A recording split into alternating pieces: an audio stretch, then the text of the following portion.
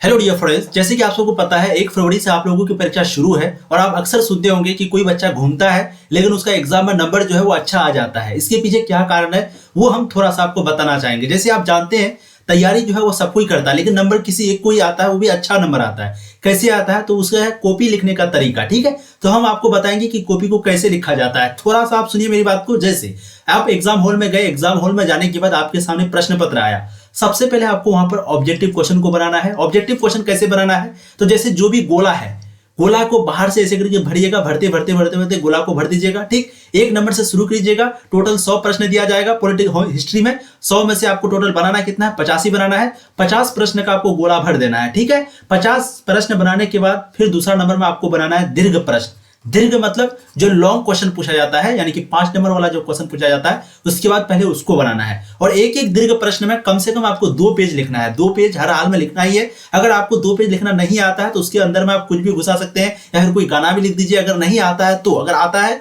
तो लिख सकते हैं किताब से कुछ लेकर के, यानी कि आपको 2 पेज फुल करना है चाहे जैसे हो। ठीक है ना, क्योंकि वो लोग आपका राइटिंग को देखेगा और साथ में आपको देखेगा कि अच्छा ये 2 पेज लिखा है, चलो 2 5 नंबर। अच्छा 1 पेज लिखा है, चलो 2 3 नंबर। इस प्रकार का वो लोग नंबर देता है। तो आपको कॉपी लिखने का तरीका समझ में आ गया। पहले दीर्घ बनाना है, फिर लास्ट में आपको देखना है टाइम। अगर आपके पास है 15-20 मिनट, कम टाइम है तो फिर धड़ाधड़ आप 2 नंबर वाला बना दीजिए। अगर आपके पास ज्यादा टाइम है तो 2 नंबर वाला को भी थोड़ा ज्यादा ज्यादा करके लिखिए। इस प्रकार का अगर आप अक्षर को देते हैं तो 100% मेरा यकीन कीजिए आपकी जो नंबर है वो बहुत ही अच्छा आने वाली है। ठीक है, आज जो है हम लोग हिस्ट्री का कुछ चुनिंदा प्रश्नों को लेकर आए हैं आपके एग्जाम के लिए, आपके डिमांड पर।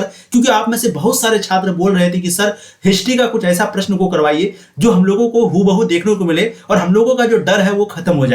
ठीक है ना, तो आज की इस वीडियो में हम लोग कुछ वैसे ही चुने हुए प्रश्न को लेकर आए हैं जिसको अगर आप कर लेते हैं, कम से कम 60% का जवाब दे देते हैं, तो यकीन मानिए आपकी जो तैयारी वो बहुत लाजवाब है। तो शुरू करते हैं बिना देरी किए हुए। पहला प्रश्न है आपके समक्ष में, ध्यान से सभी प्रश्नों का आंसर ईमानदारी से दीजिएगा। जो नहीं बनेगा उसको स्क्रीनशॉट ले लीजिएगा, तभी जो है ये वीडियो देखने का आपको फायदा होगा, है ना।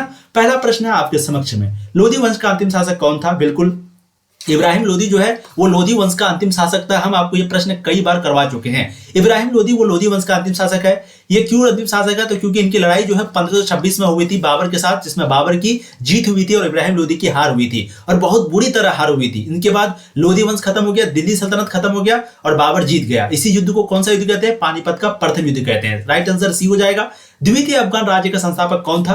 तो द्वितीय अफगान राज्य का जो संस्थापक है उनका नाम था शेरशाह सूरी। ऑप्शन ए बिल्कुल सही हो जाएंगे। क्या बात है, बहुत जबरदस्त। अगला देखिएगा, अजमेर की किस राजा ने अपनी पुत्री का विवाह अकबर के साथ किया था? बताइए, अजमेर का कौन सा राजा था जो कि अपना बेटी का विवाह जो है वो अकबर के साथ करवाया था?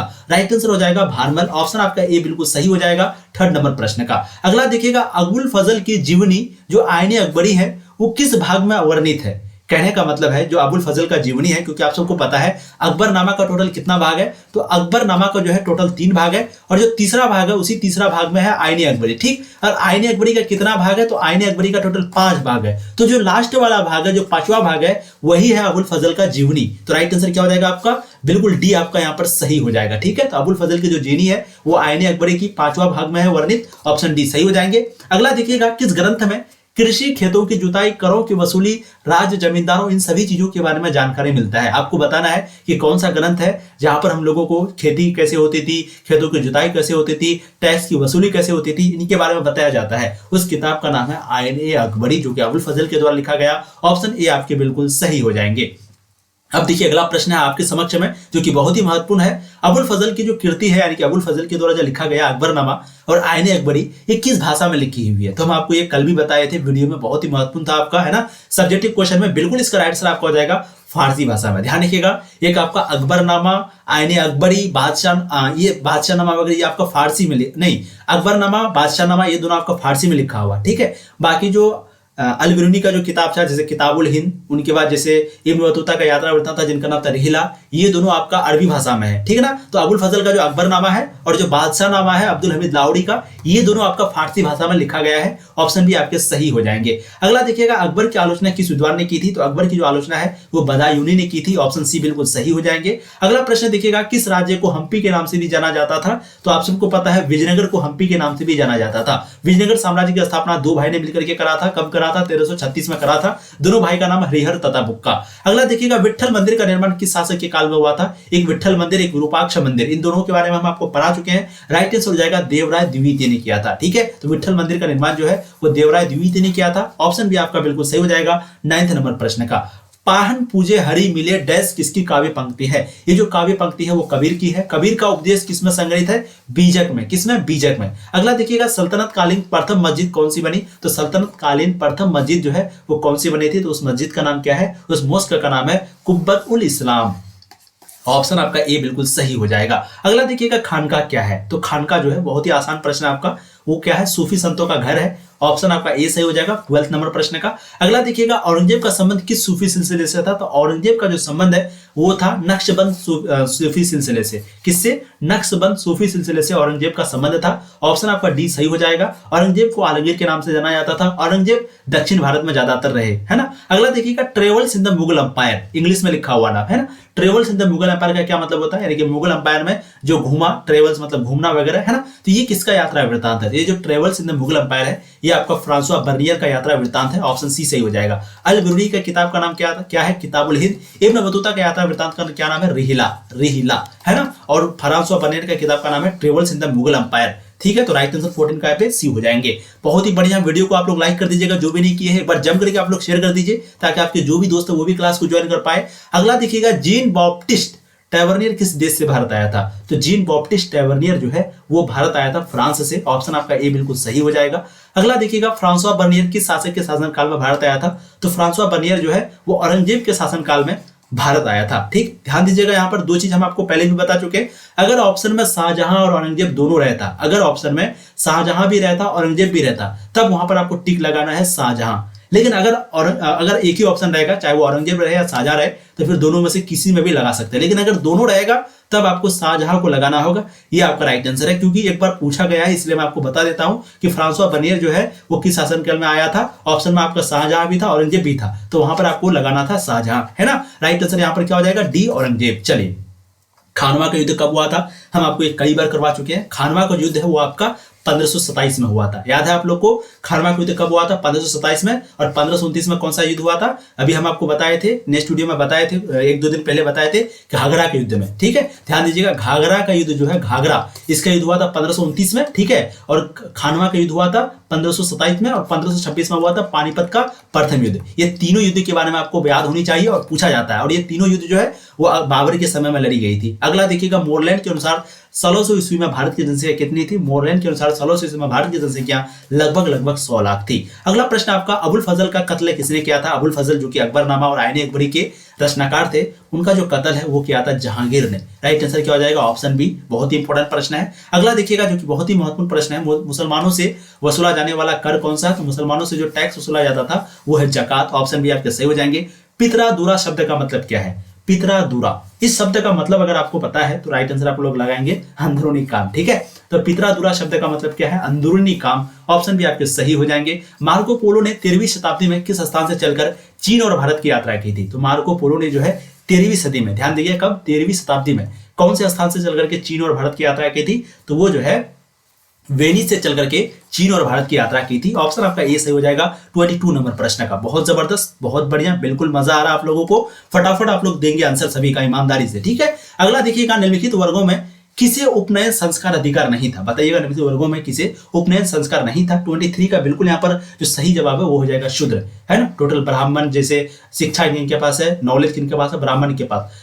सुरक्षा कौन करता है? क्षत्रिय करता है। वैश्य जो है ये भी थोड़ा बहुत ज्ञानी वगैरह है, जो कि मंत्र वगैरह बताता है। लेकिन शूद्र क्या है? ये इन तीनों की सेवा करता है। ठीक है, सबसे नीचा शूद्र को बोला जाता है कि ये पैर से निकला है, ब्राह्मण मुंह से निकला है, क्षत्रिय बाजुओं से निकला है, और शूद्र जो है वो पैर से निकला है, और ये सबका पूजा करता है। पहले ऐसा ही संस्कार था पहले। ठीक है ना, तो राइट आंसर आपका डी हो जाएगा। चलिए, बोगजाकोई नामक स्थान जो है वो कहां पर स्थित था? 24 का बिल्कुल सही जवाब हो जाएगा एशिया माइनर। बोगजाकोई नामक स्थान कहां पर था? Asia minor. ऑप्शन सी सही हो जाएंगे। प्राचीन भारत में द्वितीय शहरीकरण कब हुआ था? तो आप सबको पता होगा ऋग्वैदिक काल में, यानी कि जो वैदिक काल था उसी में हुआ था ये द्वितीय शहरीकरण। जब लोहा का खोज हुआ था तभी हुआ था। पहला शहरीकरण कब हुआ था? पहला शहरीकरण जो है वो हड़प्पा सभ्यता के समय में हुआ था, और जो दूसरा है वो वैदिक सभ्यता के समय, लेकिन लास्ट में ऋग्वैदिक काल में। 25 का राइट आंसर क्या हो जाएगा? बहुत बढ़िया, आपका यहाँ पर जो है 1 सेकेंड। चलिए, अब अगला प्रश्न देखिएगा, क्वेश्चन नंबर 26। हीनयान और महायान का संप्रदाय, ये जो हीनयान और महायान जो संप्रदाय है वो किस धर्म से संबंधित है? तो आपका बौद्ध धर्म से, बौद्ध अच्छा, हीनयान और हाँ जी बिल्कुल, हीनयान और महायान जो है वो बौद्ध धर्म का संप्रदाय है और श्वेतांबर और दिगंबर जो है वो जैन धर्म का है ना। चलिए, तो राइट आंसर क्या हो जाएगा यहाँ पर, बी हो जाएगा 26 नंबर का, 2012 में पूछा गया था।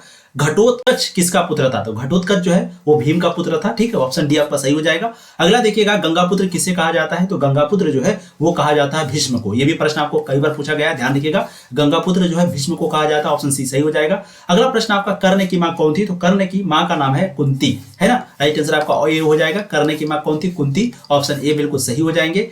कर्मन सेवाधिकारास्ते मां फलेसुक दाचन श्रीमद् भगवद गीता के किस अध्याय में वर्णित है, तो ये जो है श्रीमद् भगवद गीता के, आप सबको पता होगा, राइट आंसर हो जाएगा द्वितीय अध्याय में वर्णित है, ऑप्शन बी सही हो जाएगा।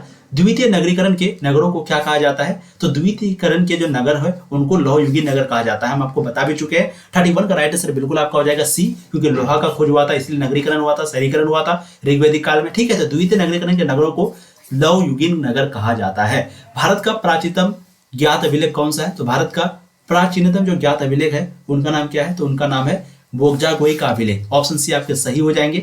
अगला प्रश्न आपका 33 नंबर, मेगास्थनीज किस यूनानी शासक के राजदूत के रूप में पाटलिपुत्र आया था, मेगास्थनीज जो है वो किस यूनानी शासक के राजदूत के रूप में पाटलिपुत्र आया था। 33 का बिल्कुल सही जवाब हो जाएगा सेल्यूकस, ऑप्शन सी बिल्कुल सही हो जाएंगे। अगला देखिएगा, कलिंग युद्ध का वर्णन किस अभिलेख में किया गया है, तो कलिंग युद्ध का जो वर्णन है वो किया गया है 13वें शिलालेख में, अशोक का 13वें शिलालेख में कलिंग युद्ध का वर्णन किया गया है। और यही कलिंग युद्ध के बाद जो अशोक है वो युद्ध को छोड़ दिया, कसम खा लिया कि आज के बाद युद्ध नहीं करेंगे, और उसी दिन से वो बौद्ध धर्म को अपना लिया और बौद्ध धर्म का प्रचार प्रसार करने लग गया, और उसी दिन से जो है वो मेहनत करने लग गया, सभी का सेवा करने लग गया, ठीक है। तो कलिंग युद्ध के बाद अशोक जो है वो हिंसा को छोड़ दिए थे, वो अहिंसा के पुजारी बन गए थे। अगला प्रश्न है, गंदे पानी को निकासी की जो समुचित व्यवस्था है वो सबसे पहले किस सभ्यता में देखने को मिली, यानी कि गंदे पानी को सही तरीके से निकाला जाए, ये जो है कौन सी सभ्यता में देखने को मिली थी, तो ये जो है हम लोगों को सिंधु घाटी सभ्यता में सबसे पहले देखने को मिली थी। राइट आंसर आपका ऑप्शन ए हो जाएगा। सिंधु घाटी सभ्यता के बारे में आपको बहुत सारा प्रश्न पूछा जाता है, आप पहला चैप्टर को जरूर देख लीजिएगा अगर आपका ये तैयारी नहीं, क्योंकि इससे 10 से 12 नंबर प्रश्न पूछा जाता है, ठीक है। कालीबंगा किस नदी के किनारे स्थित है, कालीबंगा जो है वो आपका सरस्वती या फिर घग्गा नदी बोलते हैं, घग्गर नदी बोलते हैं ना, तो सरस्वती और घग्गर नदी के किनारे जो है आपका कालीबंगा अवस्थित है, ऑप्शन डी आपका सही हो जाएगा। अगला प्रश्न है, सिंधु सभ्यता का बंदरगाह नगर कौन सा था, तो आप सबको पता होगा सिंधु सभ्यता का बंदरगाह नगर का नाम है लोथल, राइट आंसर आपके डी हो जाएंगे। सिंधु सभ्यता का बंदरगाह नगर का नाम क्या है, लोथल। अगला देखिएगा, सिंधु सभ्यता में नृत्य की मूर्ति कहां से मिली है, सिंधु सभ्यता में जो नृत्य की मूर्ति है वो कहां से मिली है, बहुत ही इंपॉर्टेंट प्रश्न है, आपको हम पहले भी करवा चुके हैं। राइट आंसर क्या आ जाएगा, मोहनजोदड़ो से। ध्यान रखिएगा, मोहनजोदड़ो को मृतकों का टीला कहा जाता है, मोहनजोदड़ो को मृतकों का टीला, विशाल स्नानघर का जो अवशेष है वो भी मोहनजोदड़ो से मिला था। मोहनजोदड़ो सबसे विकसित शहर था। मोहनजोदड़ो का खोज आर डी बनर्जी ने किया था, 1922 में किया था। और नृत्य की मूर्ति यानी कि नाचते हुई जो मूर्ति है वो हम लोगों को मोहनजोदड़ो से मिला था, ऑप्शन आपका ए सही हो जाएगा 38 नंबर प्रश्न का। अगला देखिएगा, अंतरिम सरकार के प्रधान कौन थे, अब अंतरिम सरकार किसे कहते हैं, तो देखिए आप सबको पता होगा जो चुनाव है पहली बार कब हुआ था भारत में जो प्रथम आम चुनाव है वो 1952 में हुआ था, ठीक है। लेकिन आपको ये तो जरूर पता है ना कि सरकार जो है वो 1947 में ही बन गया था, कौन बना था, जवाहरलाल नेहरू। तो आप बताइए, जब हम लोगों का संविधान प्रथम आम चुनाव 1952 हुआ तो चुनाव होने के बाद ही कोई सरकार बनेगा ना, तो ये सरकार पहले कैसे बन गया, तो इसी को बोलते हैं अंतरिम का सरकार, ठीक है। 1952 के बाद जो सरकार बना था उसको सरकार बोलते हैं नॉर्मली, लेकिन जो 1952 से पहले था 1947 के बाद टोटल 5 साल का जो सरकार था उसी को बोलते हैं अंतरिम सरकार। और अंतिम सरकार के प्रधान कौन थे, जवाहरलाल नेहरू, ऑप्शन आपका ये सही हो जाएगा। तो अंतरिम सरकार का मतलब समझ में आ गया। अगला देखिएगा, भारत के संविधान का पिता किसे कहा जाता है, तो देखिए संविधान का जो पिता है वो कहा जाता है डॉक्टर भीमराव अम्बेडकर को, 2020 का एनुअल एग्जाम में पूछा गया है, ठीक है।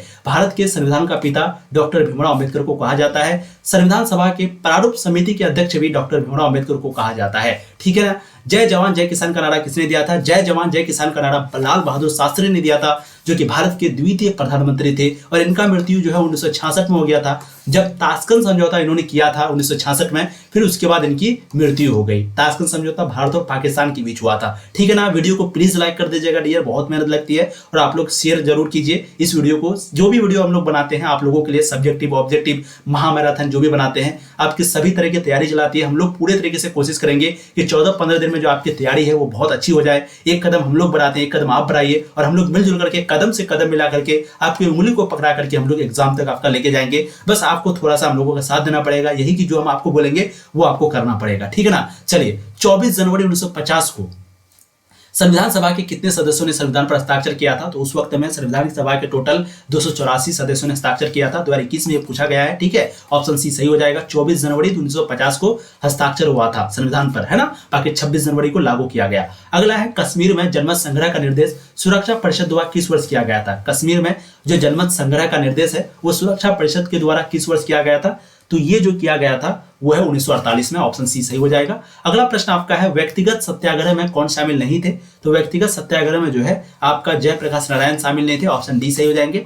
अगला प्रश्न है क्रिप्स मिशन भारत कब आया था? तो क्रिप्स मिशन जो है भारत आया था मार्च 1942 में। ऑप्शन आपका डी सही हो जाएगा। आप में से बहुत सारे लोग अभी भी पीडीएफ नहीं लिए, मैं आप लोगों से हम्बली रिक्वेस्ट करता हूं, जो पीडीएफ नहीं लिए आपको 200-250 रुपया भी नहीं देखना है, ठीक है। जो नहीं लिए वो जल्द से जल्द पीडीएफ को ले लें और अपने तैयारी को और बेहतर बना दें। इससे क्या होगा, जो हम अभी आपको यहाँ पढ़ाएंगे वो पीडीएफ आपको भेज देंगे, फिर वहां पढ़िएगा तो आपको और अच्छा से याद हो जाएगा और आपकी तैयारी जो है और अच्छी हो जाएगी। तो इस नंबर पे आप मैसेज करेंगे। ऑल सब्जेक्ट का, सभी सब्जेक्ट का पीडीएफ आपको सिर्फ और सिर्फ 249 रुपए में मिल रहा है, जिसमें आपका सब कुछ है, जिससे आपकी पूरी तैयारी हो जाएगी और सारा प्रश्न आपका वहीं से पूछेगा जो हम आपको देंगे। जी हाँ, आपको 1 से 150 प्रश्न देंगे। 100% सारा प्रश्न आपका वहीं से पूछेगा, ये गारंटी है। आप इस नंबर पे मैसेज व्हाट्सएप मैसेज करके पता कर लीजिए। चलिए, बहुत बढ़िया। तो क्रिप्स मिशन भारत आया था मार्च 1942 में।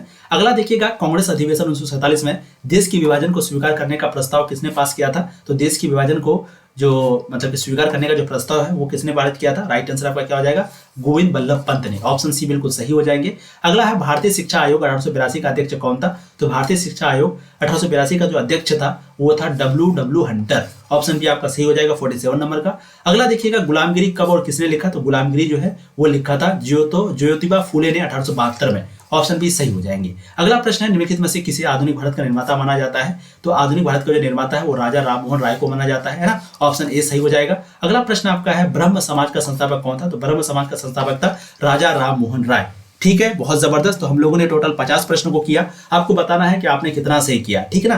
फटाफट बताइएगा, वीडियो को लाइक, चैनल को सब्सक्राइब और एक बार शेयर कर दीजिएगा वीडियो छोड़ने से पहले। और आप लोगों के लिए वेबसाइट भी बनाया गया है जहां पर आपकी पूरी तैयारी होती है। कम समय में बेहतर तैयारी करने के लिए आपको गूगल पर जाना है, वहां पर आपको सर्च करना है क्लासेस। जैसे ही सर्च करेंगे यहाँ पर आपको ऑब्जेक्टिव, सब्जेक्टिव, मॉडल पेपर सभी तरह का चीज मिल जाएगा। आपको सिंपल ये सर्च पे क्लिक करना है और यहाँ पे लिखना है सब्जेक्टिव क्वेश्चन। आपके सामने सब्जेक्टिव आ जाएगा और आप सब्जेक्टिव में भी अच्छा कमांड कर लेंगे। बाकी अगर आप पीडीएफ ले लेते हैं तो पीडीएफ को आप प्रिंट करवा सकते हैं, सब कुछ करवा सकते हैं। व्हाट्सएप पे मैसेज करें और पीडीएफ को जल्द से जल्द आप लोग प्राप्त करें और अपनी तैयारी को और बेहतर बनाएं। Thank you so much.